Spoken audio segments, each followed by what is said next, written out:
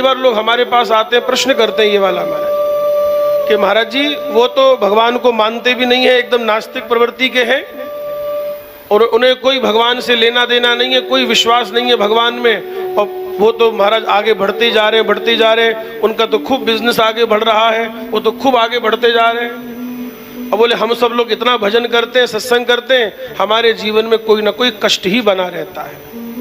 भैया देखो, संतों ने यही समाधान दिया है कि भैया वो अपना कुछ पुराना करके आया है जो उसको यहाँ मिल रहा है महाराज। और आप विचार करना, आपके जीवन में अगर कोई कष्ट है तो आप निश्चित मानना भगवान आपके कर्मों को लेखा काट रहे हैं महाराज। भगवान ये चाहते हैं अपने भक्त से कि इसका कर्म बंधन यहीं कट जाए और ये मुझे प्राप्त कर ले महाराज। कल मैंने एक भक्त का नाम लिया था, माधव दास जी। माधव दास जी को एक बार संघृणी का रोग हो गया। बाबूजी, संघृणी का रोग हो गया जिसमें पेट एकदम पानी पानी हो जाता है। बड़ा कष्ट है, बहुत कष्ट है, शौचालय तक जाना मुश्किल है, सब कपड़े मलमूत्र में खराब हो रहे हैं महाराज, और समुद्र किनारे पड़े हैं, कोई सेवा करने वाला नहीं है। स्वयं भगवान जगन्नाथ छोटे से बालक का रूप लेकर के आए, कहा कि बाबा बाबा लाओ मैं तुम्हें स्नान करा देता हूं। अब महाराज देखो, भगवान स्नान करा रहे, लेकिन भगवान का स्पर्श कोई छानो रह गए महाराज। भगवान रो स्पर्श छानो गोनी समझ गए। बोले आप कौन हैं? बोले मेरा नाम है जगन्नथिया, जगन्नथिया नाम है। तो माधव दास जी बोले थे जगन्नथिया गोनी थे, साक्षात जगन्नाथ ही हो, मैं आपने समझ गयो। लेकिन प्रभु ये आप क्या कर रहे हो?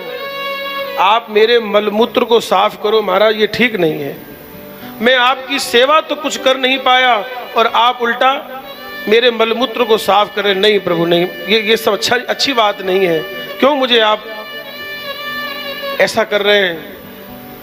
भगवान जगन्नाथ बोले माधवदास, जैसे तुमको मेरा नाम लेकर के सुख मिलता है, ऐसे ही मुझे अपने भक्तों की सेवा करके सुख मिलता है।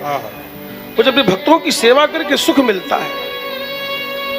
प्रभु अगर आप हमें इतना ही मानते हो, अब ध्यान दे के सुनना, कितनी प्यारी बात कही। देखो माधव दास जी बोले कि अगर आप हमें इतना ही मानते हो, इतना ही प्रेम करते हो, तो मेरे मलमूत्र को साफ क्यों कर रहे हो? मेरे रोग को ही ठीक कर दो ना, मेरा रोग ठीक कर दो।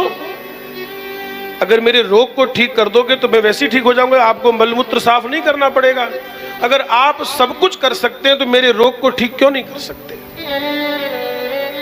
भगवान ने क्या कहा?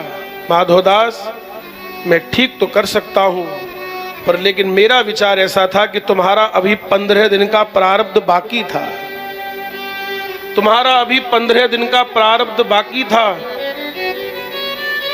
ये कट जाता तो ठीक हो जाता।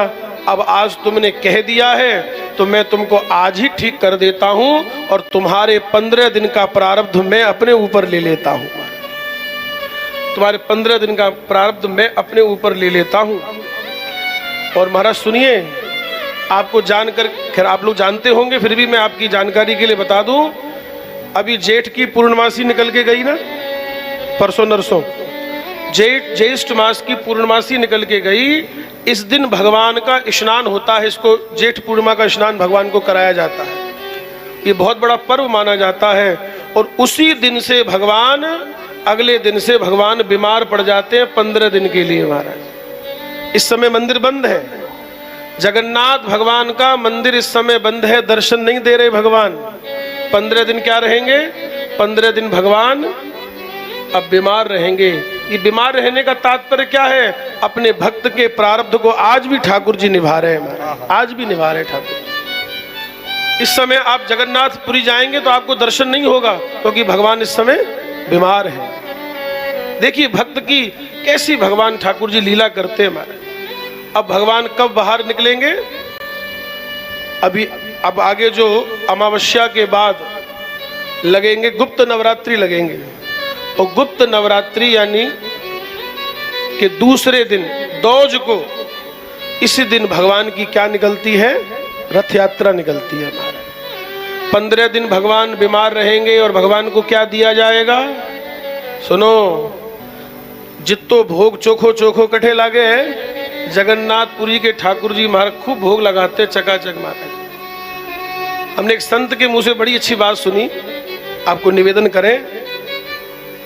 ये बद्रीनाथ, अब बद्रीनाथ जाना तो ऋषिकेश होकर के जाना पड़ेगा, तो आगे बद्रीनाथ के जो ठाकुर हैं, सुनो, ये जो बद्रीनाथ के ठाकुर हैं वो तपस्या शिव में आएंगे तो यहाँ कौन बैठे हैं? द्वारिकाधीश, राजाधिराज द्वारिकाधीश बैठे हैं। इनको क्या प्रिय है? ये श्रृंगार प्रिय ठाकुर हैं। देखो उस ठाकुर जी का क्या बढ़िया बढ़िया रोज श्रृंगार होता है महाराज यहाँ पे द्वारिका जी में। और आप आओ जरा इधर पूर्व में आओ, यहाँ बैठे हैं जगन्नाथ भगवान और इनको क्या प्रिय है? बढ़िया बढ़िया चकाचक भोग महाराज लगता है ठाकुर जी को महाराज। और एक ठाकुर हमारे बैठे हैं पंढरपुर में, भगवान विट्ठल भगवान पंडरीनाथ। इनको क्या प्रिय है? बोले कीर्तन प्रिय ठाकुर है महाराज। इनको कीर्तन सुनाओ, ये कीर्तन से प्रसन्न होते हैं। विट्ठल भगवान पंडरीनाथ कीर्तन से प्रसन्न हो जाते हैं। और जगन्नाथ भगवान बढ़िया बढ़िया भोग प्रसाद उनको भोग लगता है महाराज। तो इस समय ठाकुर जी के सब भोग भंडारे सब बंद हैं। क्या पिलाया जा रहा है? बाबूजी काढ़ा पिलाया जाता है। भगवान को क्या पिलाते हैं? बोले बीमार हो, बीमार व्यक्ति ने के देशो भाई, बीमार व्यक्ति ने दाल को सीरो दो के और बीमार पड़ जी महाराज। बीमार व्यक्ति को ये सब गरिष्ठ भोजन नहीं दिया जाता। बीमार व्यक्ति को क्या दिया जाएगा? हल्का और काढ़ा पिलाया जाएगा। और जब 15 दिन के बाद ठाकुर जी स्वस्थ हो जाते हैं तो आपने कई बार सुना होगा, डॉक्टर लोग क्या कहते हैं? बोले यहाँ ठीक तो हो गयो, लेकिन इन्हें थोड़ा हवा पानी चेंज करो थोड़ो सो, बोले इन्हें थोड़ा बाहर लेकर के जाओ। तो वही भगवान 15 दिन बीमार होकर के उठे हैं, तो 7 जुलाई को भगवान की क्या निकलेगी? रथ यात्रा निकलेगी महाराज। ये वर्ल्ड फेमस है, पूरे विश्व में इसकी लोग देखते हैं इसको महाराज। और जहां जहां भक्त लोग होते हैं अपने अपने हिसाब से रथ यात्रा निकालते हैं महाराज। ये बात मैंने आपको क्यों बताई? अब तो इसका तात्पर्य समझ लो भाई। हमने ये बात आपको इसलिए बताई है कि हमारे मन में भी ये बात आती है कि हम इतना भजन करते हैं, सत्संग करते हैं, फिर हमारे जीवन में ये कष्ट क्यों आ रहा है? ये हमारे जीवन में कष्ट क्यों है? भैया कष्ट नहीं है, भगवान आपके प्रारब्ध को काट रहे हैं महाराज। आपका किया हुआ है कौन भुगतेगा? आपको ही भुगतना पड़ेगा महाराज।